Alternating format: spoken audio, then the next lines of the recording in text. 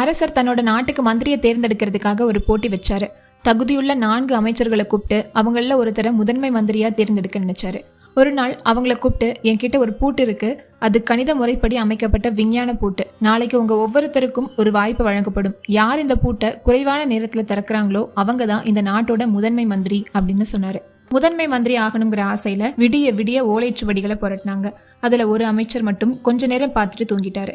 மறுநாள் அந்த பூட்டை கொண்டு வந்து அரசவையில வைக்கிறாங்க. அந்த பூட்டோட பிரம்மாண்டத்தை பார்த்ததும் எல்லாருக்கும் படபடப்பாகிட்டு எடுத்துட்டு வந்த ஓலைச்சுவடியை புரட்டி புரட்டி பாக்குறாங்க. ஆனா அது திறக்கிற வழி மட்டும் புலப்படவே இல்லை. தோல்வியை ஒத்துக்கிட்டாங்க. இரவு சீக்கிரமாவே தூங்கின அமைச்சர் வந்து பூட்டை பார்த்தாரு. அந்த பூட்டு பூட்டப்படவே இல்லை. சாவியே இல்லாம எந்த கணித சூத்திரமும் இல்லாம அவர் பூட்டை திறக்க அரசர் அவரையே முதன்மை மந்திரியா ஆக்குனாரு. முதல்ல பிரச்சனை என்னன்னு தெரிஞ்சுக்கணும். அதுக்கு மனசு எப்பவும் சமநிலையா இருக்கணும். அப்படி இருந்தா எப்பேற்பட்ட பிரச்சனைகளுக்கும் எளிதா தீர்வு காண முடியும்.